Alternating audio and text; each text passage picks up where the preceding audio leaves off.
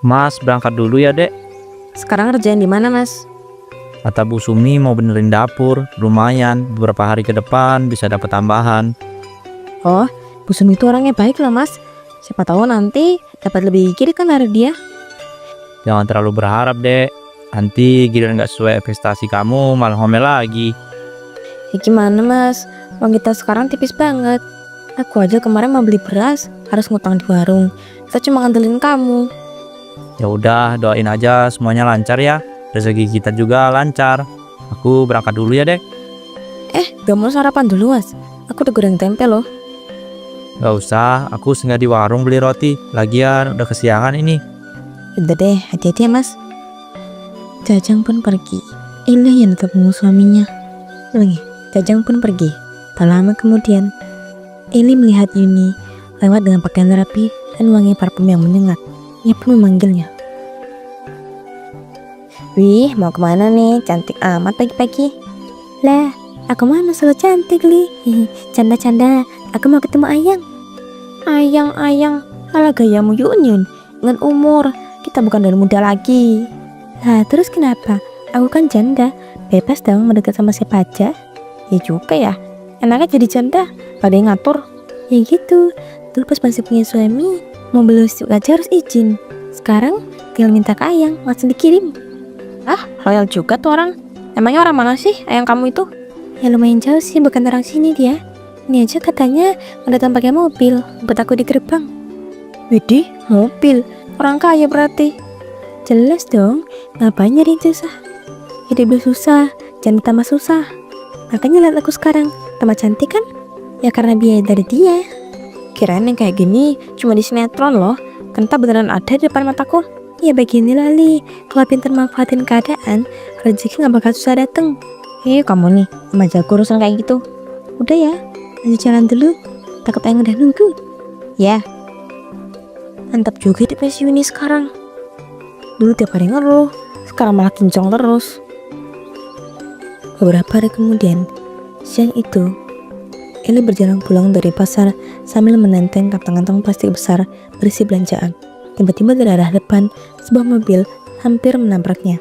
Eli kaget dan refleks mundur. Mobil itu berhenti. Seorang pria turun, berpakaian rapi dan berwajah tampan. Eli sempat terpana. Aduh, maaf banget mbak, saya nggak sengaja. Nggak apa-apa Mas, untung gak kena, gak ada yang luka kok. Saya benar-benar minta maaf ya, saya yang salah. Belanjaannya banyak banget. Mbak sendirian emang? Iya, namanya juga ibu-ibu Mas. Kadang banyak belanja gara-gara harga lagi murah. Wah, ya udah biar saya bantuin sekalian deh. Mau saya antar pulang sekalian. Sebagai tanda maaf saya barusan hampir nyenggol. Ya udah deh, kalau Mas nggak keberatan, main juga jauh jalan kaki. Gak masalah kok. Ayo saya bantuin bawain. Oh iya, saya Rian mbak. Saya Eli Mas. Mbak ini tadi dari pasar. Bawaannya banyak banget, gak ada yang bantu emang. Ya gimana, saya kan janda Mas, nggak minta tolong siapa. Oh janda toh, maaf ya, saya nggak tahu. Gak apa-apa Mas, udah lama juga kok, jadi udah biasa sendiri.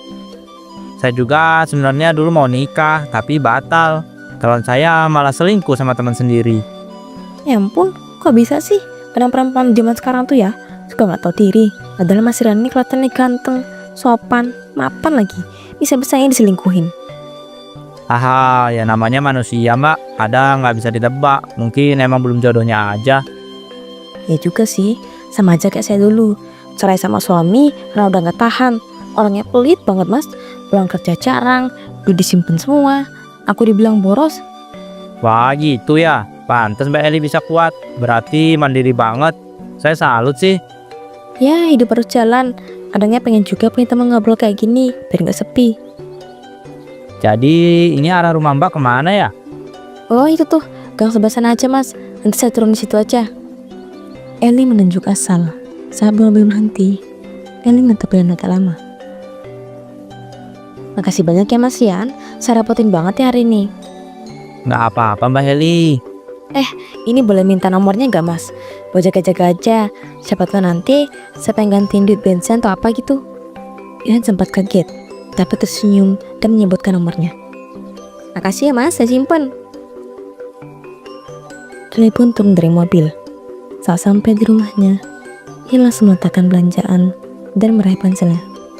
Malam itu, Jajang sudah tertidur pulas di samping Eli. Setelah memastikan Jajang benar-benar tidur, Eli perlahan bangun dan melangkah keluar. Ia menekan lemarinya di daftar panggilan. Suara nada tunggu terdengar beberapa kali, tapi tak ada jawaban. Panggilan terputus lagi. Eli pun mulai kesal. Ia pun kembali masuk ke kamar. Keesokan paginya, Jajang terlihat lelah. Ia memandang Eli yang baru saja bangun. Dek, tolong hemat dulu ya sekarang. Aku belum dapat proyek lagi. Mas, aku kemarin ke pasar itu aja, setengahnya ngutang loh.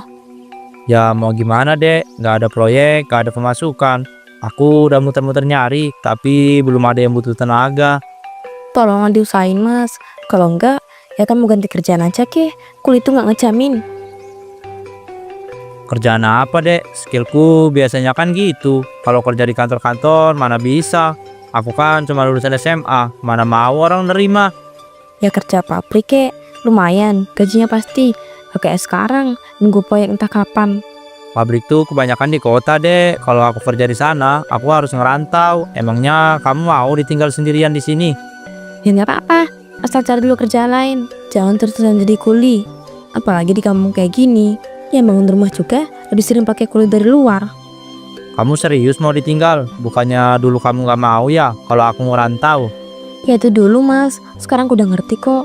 Ini juga buat kebutuhan kita kan, nggak apa-apa kok aku ditinggal. Ya udah kalau gitu, ntar aku coba cari info ya. Mungkin minggu depan aku berangkat kalau beneran ada lowongan. Ya mas. 3 hari kemudian, Jajang sudah bersiap mondar-mandir untuk pergi. Cepet banget ya mas, baru kemarin ngomong rasanya, sekarang dapat kabar berangkat. Iya deh, alhamdulillah ada temen yang nawarin cepet. Katanya butuh tukang tambahan di proyek pabrik. Jadi langsung aja aku terima. Yaudah, semoga lancar ya mas. Aku bantu siapin bekalnya ya. Suasana terasa sibuk. Eli keluar masuk kamar untuk memastikan barang Jajang lengkap. Setelah 1 jam, semuanya pun siap. Hati-hati ya mas, jangan lupa makan kalau lagi kerja. Jangan maksain diri. Iya deh, aku berangkat dulu ya. Jaga diri baik-baik. Iya mas. Jajang pun pergi. Begitu Jajang pergi, Eli langsung meraih ponselnya di meja ruang tamu, membuka kontak dan menekan nama Rian lagi. Kali ini akhirnya tersambung. Halo, ini siapa ya? Loh, ini Eli mas. Waktu itu kamu pernah anterin pulang dari pasar. Oh Mbak Eli. Iya, saya ingat sekarang. Lupa saya, hehe. Ih, kok udah lupa sih? Cepet itu. Maaf Mbak, saya lagi pusing kerjaan soalnya kepala udah penuh. Kemarin juga saya nelpon kamu, tapi nggak diangkat. Oh yang malam-malam itu ya? Kayaknya waktu itu saya udah ketiduran Mbak. Ya udahlah nggak apa-apa. Yang penting sekarang bisa ngobrol. Kamu lagi ngapain sekarang mas? Lagi istirahat ini, baru kelar meeting barusan. Wah, pas banget dong. Bisa ngobrol banyak nih kita. Saya sebenarnya ada ngomong-ngomong gitu, cuma agak gimana. Jadi ceritanya, saluran air di rumah saya itu rusak mas, bocor gitu. Tapi saya gak tahu harus manggil siapa. Manggil tukang pasti bayar kan? Loh, orang di kampung Mbak emangnya nggak ada yang bisa? Iya nggak ada emang. Udah saya kelilingin mas, tapi nggak ada yang bisa benerin. Namanya juga orang menengah semua. Terus pada sibuk urusannya masing-masing. Oh bisa gitu ya? Iya, makanya saya pikir kalau bisa nggak tolong Mas Rian aja, bisa nggak kesini? Waduh, kayaknya saya lagi sibuk-sibuknya nih Mbak. Banyak kerjaan banget di kantor. Ya, jadi gimana nih Mas? Saya bingung soalnya, arena tes terus. Ya udah, nanti Mbak manggil tukang aja ya. Ntar bisa saya bayarin dulu. Wah, beneran Mas? Iya, nggak usah khawatir. Ntar tinggal kabarin aja ya berapa biayanya. Yaudah deh, kalau gitu nanti kita ketemuannya kalau saya mau balikin uangnya. Ya boleh. Udah ya Mbak, saya mau balik kerja dulu.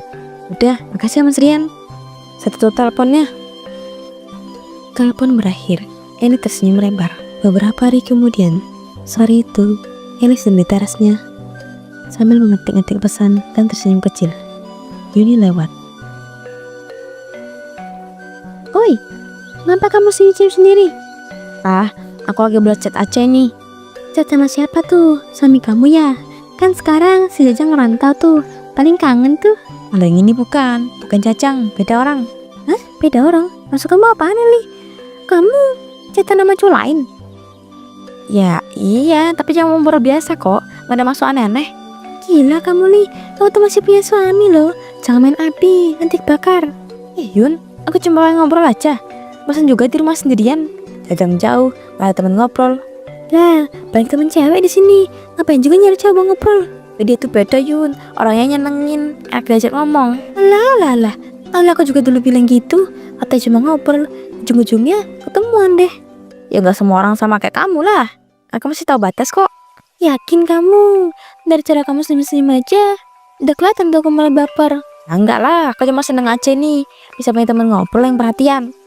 Perhatian dari cowok lain selagi suamimu lagi di luar kota gitu. Tega juga ya kamu Li. Sumpah Yun. Lagian apa juga aku janda ke dia, jadi gak mungkin juga kan dia curiga sama aku. Apa? Janda? Gila kamu. Kirain aku udah paling parah, ternyata kamu lebih parah. Ih, cuma buat seru-seruan aja kok. Kalau Jajang tahu gimana? Asal gak ada yang ngomong aja, aman kok. Cuma kamu yang tahu ini. Ya aku sih diem-diem aja, ngapain juga ngomong. Tapi serius Li, hati-hati. Kadang yang kayak gini tuh bisa bikin masalah gede. Iya aku tahu, tolong jangan bilang siapa-siapa makanya. Aku gak nyangka ya kamu bisa gini juga ternyata. Seminggu berlalu. Hari itu, suasana rumah makan cukup ramai. Eli sedang menunggu Rian datang. Sudah lewat setengah jam. Tak lama kemudian, Rian datang dengan terburu-buru. Maaf banget Mbak Eli, tadi jalan macet banget. Ada truk mogok pas di depan kantor. Ya ampun Mas Rian, saya pikir kamu jadi datang loh. Udah sempet mau pulang tadi. Jangan dong, saya udah janji sama kamu mau ketemu. Masa bikin Mbak Eli nunggu? Iya sih, tapi setengah jam loh Mas. Saya sampai pesen minum 2 kali. Oh iya, nih, saya mau balikin uang yang kemarin kamu bayarin tukang itu. Loh sebenarnya nggak usah juga, nggak apa-apa Mbak. Anggap aja saya bantu dikit. Rian terdiam sejenak. Wah, beneran nih Mas, kamu tuh ya baik banget loh. Nggak juga Mbak, saya cuma bantu si kelasnya aja. Lagian kamu kan waktu itu repot sendiri. Kadang kerjaan di kantor itu bikin kepala mumet, deadline numpuk, klien rewel. Wah, berat banget ya Mas. Saya aja dengerinnya udah capek duluan. Iya, tapi ya gimana, tanggung jawab harus dijalani Mbak. Saya salut sih, gak heran. Orang kayak kamu pasti disayang banyak orang. Haha, nggak juga Mbak. Kadang malah dimarahin atasan terus. Lah, sebaik kamu juga dimarahin gini. Udah gak adil banget. Orang kantor mah nggak lihat apa-apa lagi kalau udah marah. Tahu nggak Mas, saya tuh selalu kagum loh sama orang yang tekun kerja, tanggung jawab. Kayak suamiku, yang ya gitulah. Kalau dia dulu rajin kerja, saya mungkin gak bakal cerai nih. Rian tersenyum. Andai aja ya, dulu suami saya kayak Mas Rian ini, hihi. Haha, aduh Mbak Eli, saya mah biasa aja, nggak sehebat yang kamu bayangin. Tetap aja Mas, aku mau beda. Entah kenapa, saya ngerasa seneng ngobrol sama kamu. Ya mungkin karena kita sama-sama pernah gagal kali ya, jadi nyambung aja ceritanya. Beberapa jam kemudian, mereka selesai makan. Rian menawarkan diri untuk mengantar pulang. Jajang turun sambil tersenyum lebar, menantang tas besar berisi oleh-oleh. Ia sengaja tidak memberi kabar pada Eli, ingin memberi kejutan untuk istrinya. Ia mengetuk pintu, namun tak ada jawaban. Beberapa menit kemudian, tiba-tiba dari kejauhan terdengar seorang mobil berhenti. Jajang pun melihatnya. Dari mobil itu turun Eli bersama seorang pria rapi dengan kemeja putihnya. Eli baru menyadari keberadaan Jajang saat sudah hampir depan pintu. Ibu langsung pucat. Mas? Jadi ini alasannya kenapa rumah kosong pas aku datang ya? Lah, ini siapa Mbak Eli? Saya suaminya, kamu siapa? Suaminya? Loh, bukannya Mbak Eli ini bilang udah cerai ya? Katanya janda. Apa? Eli, kamu ngaku janda di depan orang ini? Jangan diem aja kamu Eli, jawab Eli. Iya Mas, maafin aku. Aku cuma butuh teman ngobrol. Aku kesepian waktu kamu pergi. Gak usah pura-pura lagi kamu. Jadi ini hasil dari kesepian. Kamu naik mobil bareng laki-laki lain. Mas, denger dulu. Gak perlu, aku udah lihat semuanya. Selama ini aku percaya kamu Eli. Aku kerja keras di rantau, buat siapa coba? Buat kamu. Tapi ternyata kamu malah nodain rumah tangga kita sendiri. Aku salah Mas, aku salah. Tolong jangan tinggalin aku. Udah cukup, aku gak sanggup lagi lihat muka kamu. mulai sekarang kita selesai. Aku mau cerahin kamu, Eli. Beberapa orang yang mendengar pun keluar, mulai berbisik-bisik. Jajang pun pergi meninggalkannya tanpa menoleh sedikit pun. Bahkan Rian juga telah berbalik kembali ke mobilnya. Eli ditinggal sendiri, menggenggam cincin pernikahannya yang sudah tak berarti lagi.